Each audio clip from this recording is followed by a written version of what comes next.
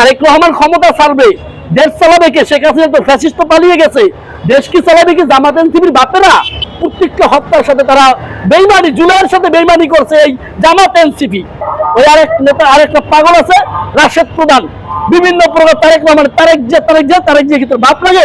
আওয়ামী লীগের কর্মী কোনো অনুশোচনা নাই, এতগুলা মানুষ খুন করার পরেও তারা বলে না যে না এটা আমাদের ভুল ছিল, কথা বলতে পারে না। মগবাজারের অফিস কত বছর বন্ধ হয়েছে, পার্সেল মগবাজারের অফিসে তারা ভাঙবে। আজকে তারেক রহমানকে উৎখাত করবেন, বিএনপিকে শেষ করবেন। বিএনপিকে শেষ করতে শেখ হাসিনাও চাইছে, পারে না। উল্টা শেখ হাসিনা গাছটি বস্তা লেয়া করোনার ছায়া পড়ে দৌড়াইতেছে শেখ হাসিনার। আপনারা তো দেশ বিরোধী পাকিস্তানের সংগঠন, আপনাদের ছায়ায় বাংলাদেশে হবে না। শেখ হাসিনা ঘোষণা দিয়েছেন 16ই ডিসেম্বর সে নাকি বাংলাদেশে আসবে, আপনি কিভাবে দেখছেন? সত্যিকার অর্থে কি, আমি একটি কথা বলি, আমরা যে আন্দোলন সংগ্রাম করেছি এই দেশের গণতন্ত্র পূর্ণ প্রতিষ্ঠার জন্য, জুলাই আগস্টে যে আন্দোলনটি ছিল, বাংলাদেশের ইতিহাসে এত রক্ত, অল্প সময়ের মধ্যে এত রক্তাক্ত, এতগুলো মানুষের জীবন প্রাণহানি, এতগুলো মানুষ খুন করার পরও আজকে স্বৈরাচার ফ্যাসিস্ট আজকে পার্শ্ববর্তী দেশ থেকে বলে তারা বাংলাদেশে আসবে। এর জন্য দায়ী, আমি বলি এক কথাই বলে, এই জন্য দায়ী জামাত এনসিপি, একমাত্র দায়ী। আজকে তারা জামাত এনসিপি, একটি সরকার মাত্র 5 মাস ক্ষমতা আসছে, তাদেরকে হুঙ্কার দেয় যে একদিনের ভিতরে আধা ঘন্টা লাগবে তাকে ক্ষমতা আনো। কেন? জনগণ ভোট দিয়ে, জনগণ নির্বাচিত, কি জনগণের কি নির্বাচিত সরকারকে আপনারা উৎখাত করতে চান? কি কারণে?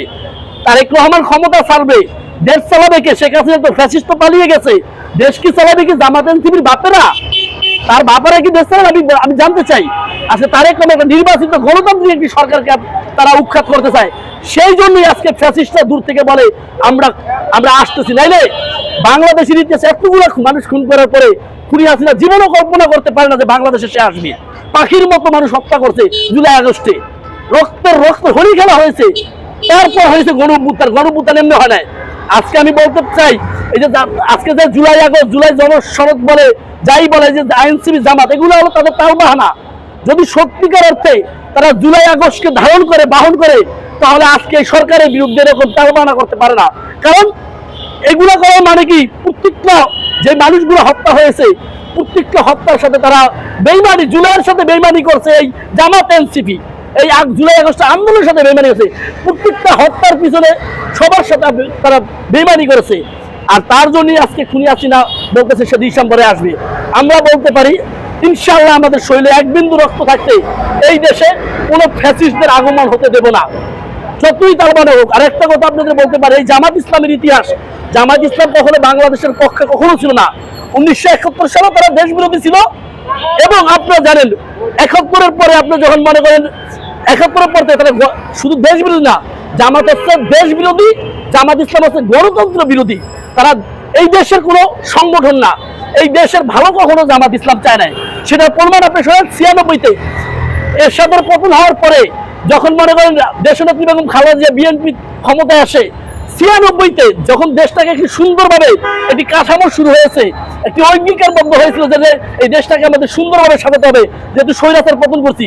96-তে আওয়ামী লীগের সাথে একজোট হয়ে তারা বিএনপিকে পতন করার জন্য রাজপথে নেমেছে।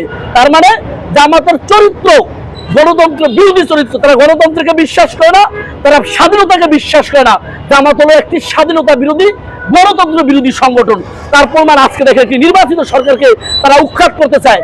ওই আরেক নেতা, আরেকটা পাগল আছে রাশেদ প্রধান, বিভিন্ন প্রকার তারেক রহমান, তারেক যে কিন্তু বাপ লাগে। তারেক রহমানের কথা হচ্ছে তারেক রহমান কে জানো? তারেক রহমান বাংলাদেশের স্বাধীনতার ঘোষক শহীদ প্রেসিডেন্ট জিয়াউর রহমানের ছেলে। তারেক রহমান কে জানো? তারেক রহমান বাংলাদেশের সাবেক 3 প্রধানমন্ত্রী, গণতন্ত্রের আরেক নাম দেশনেত্রী বেগম খালেদা জিয়ার সন্তান। তারেক রহমান হলো বাংলাদেশের নির্বাচিত একজন সরকার, যাকে সারা বাংলাদেশের মানুষ ভোট দিয়ে নির্বাচিত করেছে। সে তারেক রহমানের নামে বিভিন্ন প্রকার এই যে এগুলো সব জামাত ইসলামের চক্রান্ত। এই যে নাসিরউদ্দিন পাটোয়ারি এক সময় এক মাতাল, এক নেশাগ্রস্ত নাসিরউদ্দিন পাটোয়ারি ও তারেক রহমানকে নিয়ে উল্টাপাল্টা কথা বলে। আমরা বলতে চাই, সত্যিকার অর্থে যদি আপনারা যদি জুলাই আগস্টের পক্ষে এবং গণ অভ্যুত্থানের পক্ষে থাকেন, তাহলে এই বিএনপিকে নিয়ে কোনো মন্তব্য করেন না। তাহলে এই আন্দোলন আমাদের ব্যথা যাবে। যে আন্দোলন আমরা করছি, যে স্বপ্ন নিয়ে আমরা যে দীর্ঘ আন্দোলন সংগ্রাম করছি, এই আন্দোলন আমাদের ব্যথা যাবে। স্বৈরাচাররা জীবন আজকে বলতে পারে না, আজকে ফ্যাসিস্ট খুনি হাসিনা হুঙ্কার দেয়। আজকে আওয়ামী লীগের ভাষা শোনেন, একটা আওয়ামী লীগের কর্মী কোনো অনুশোচনা নাই, এতগুলা মানুষ খুন করার পরেও তারা বলে না যে না এটা আমাদের ভুল ছিল। এই যে আমরা যা ভুল করছি, কই গত 16 বছর যে নির্বাচন করে, 13 সালে কুত্তামার্কা নির্বাচন করলো, 18 সালে দিনের ভোট রাতে করলো, 24 দামি নির্বাচন করলো, তখন জামাত ছিল কোথায়? জামাতের তখন ভূমিকা কি? কথা বলতে পারে না। মগবাজারের অফিস কত বছর বন্ধ হয়েছে, পার্সেল মগবাজারের অফিসে তারা ভাঙবে। আজকে তারেক রহমানকে উৎখাত করবেন, বিএনপিকে শেষ করবেন।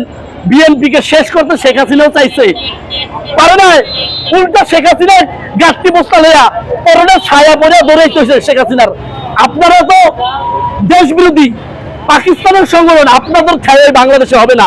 অতএব সুন্দরভাবে গঠনমূলক কথা বলবেন। সরকারের বিরুদ্ধে শুধু আবল তাবল বলে এখান থেকে ফ্যাসিস্টদের পুনর্বাসন আপনারা করতেছে। ফ্যাসিস্ট যে বলতেছি, যদি আওয়ামী লীগের পুনর্বাসন হয় তাহলে এটা হবে জামাত এনসিপির দ্বারা। কারণ তাদের জন্য আজকে এই দেশে আজকে এই অরাজকতা, আজকে দেশের এই সমস্যা। কারণ বিরোধী দল ঠিক আছে, বিরোধী দল বিরোধিতা করবে, কিন্তু আপনারা নৈতিক যৌক্তিক বিরোধিতা করবেন, আপনারা অযৌক্তিক বিরোধিতা করবেন। কোথায় কোথায় তারেক রহমান, কোথায় কোথায় তারেক রহমান? তারেক রহমানের নেতৃত্বে ইনশাআল্লাহ বাংলাদেশ আগামী দিনের সুন্দর এবং সমৃদ্ধ বাংলাদেশ, যেই বাংলাদেশ আমরা প্রত্যাশা করি, যে বাংলাদেশ আমরা আশা করি, সেই বাংলাদেশ ইনশাআল্লাহ তারেক রহমানের নেতৃত্বেই করবে ইনশাআল্লাহ।